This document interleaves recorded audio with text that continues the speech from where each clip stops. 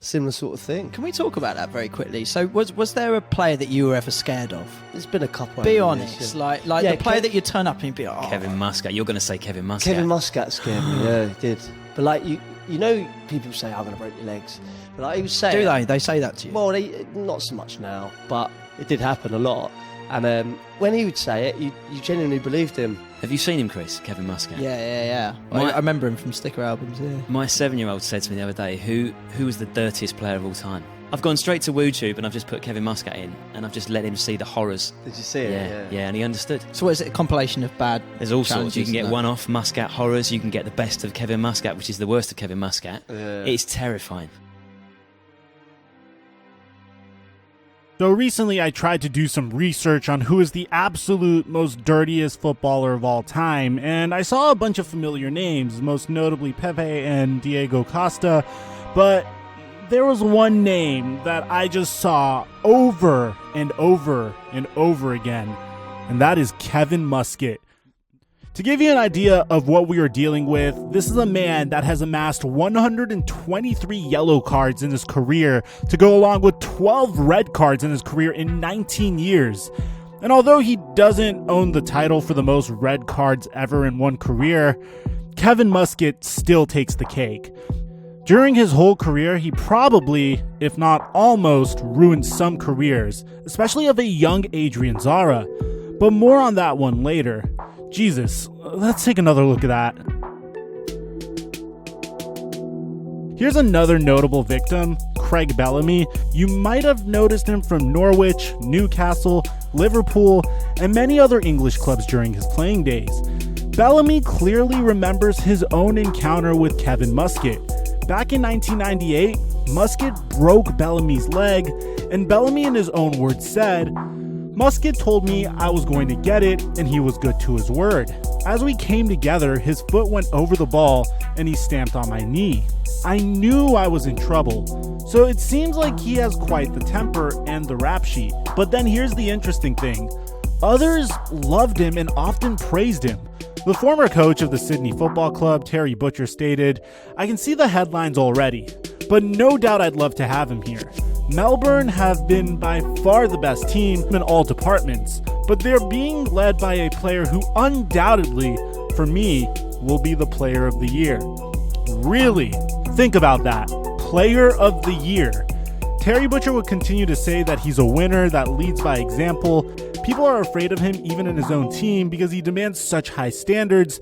He demands the maximum effort from himself first, and then the other players. Ernie Merrick has done a fantastic job, but he's been helped immensely by his captain. If you've got someone like that who can lead the team like he does, it makes your job significantly easier. High standards? This doesn't seem like the tackling bruiser that I am trying to describe to you guys. But listen to how Terry would finish this all off. Every manager in the A-League would love to have Kevin Muscat, and I am no exception.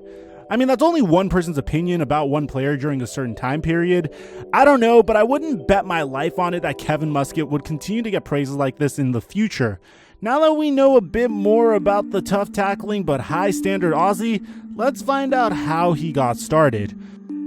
Kevin Muscat was born in West Sussex in England in 1973.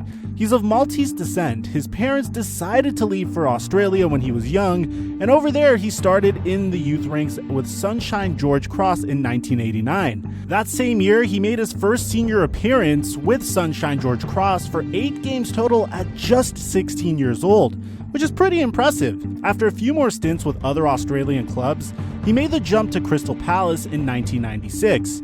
And this was huge for Kevin. For 8 seasons, he played for a few clubs such as the Wolverhampton Wanderers, Rangers, and Millwall, and then in 2005 he would make his return to Australia to the Melbourne Victory. After his retirement in 2011, he joined his former youth team, the Sunshine George Cross, for a little bit as an assistant coach.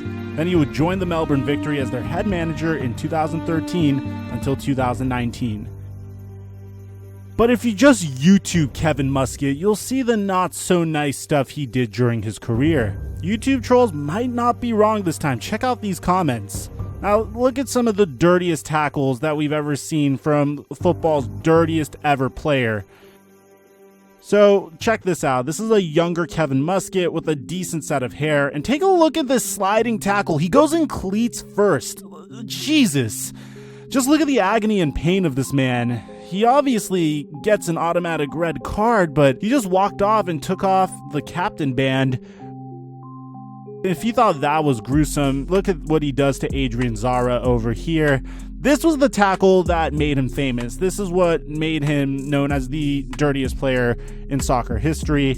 And back in 2011, yes, I know, way back in 2011, almost 10 years ago, with not so much hair now, the older Kevin Muscat is now playing for the Melbourne Victory. You see that Zara gets past his first defender with a grace and speed, but then Muscat out of nowhere completely takes him out. Now, Zara would never return for the season after this tackle, but Muscat would receive an 8-match suspension for this tackle. I think Adrian has now moved on from it, and he says, I think it's that far past that there can't be any sourness now. I've moved on, but this guy can't catch a break. Even if you Google his name, Kevin Muscat is one of the top related search queries. Muscat was dubbed the most hated man in football by Birmingham City player Martin Granger in 2000 after this reckless tackle against his international teammate Stan Lazaridis. And the terrifying tackle brought him his second red card in his career. And bear in mind, we are still not through a good chunk of this man's career, because the next season, in 2000 to 2001, Kevin Muscat would make 48 appearances and receive 10 yellow cards and 1 red card. The same year, he would injure Craig Bellamy and Christophe Dugarry, and the last one would be in a friendly international between Australia and France in 2001, with a sliding tackle from behind. The French manager would dub the tackle an act of brutality. And then there's what he did to Matty Holmes. It was so bad that there isn't even a video online for it. Matty Holmes would go on to sue Kevin Muscat for this tackle, and he did get £250,000 in 2004 for damages, but Matty's career would come to a standstill following the clash with Kevin Muscat. Kevin Muscat has a long record of inflicting severe injuries on his rival, which thus earns him the above title. Matty's injury was so severe that the surgeons told him that he was fortunate enough not to get his legs amputated.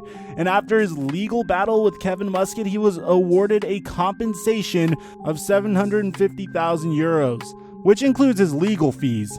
Now, John McParland, which is Matty Holmes' barrister or his lawyer for you Americans, called it the second most expensive tackle in British football and legal history. For those of you guys wondering, the most expensive tackle was by Kevin Gray, who is a defender for Huddersfield Town. His tackle on Bradford City striker Gordon Watson cost him a cool £909,000.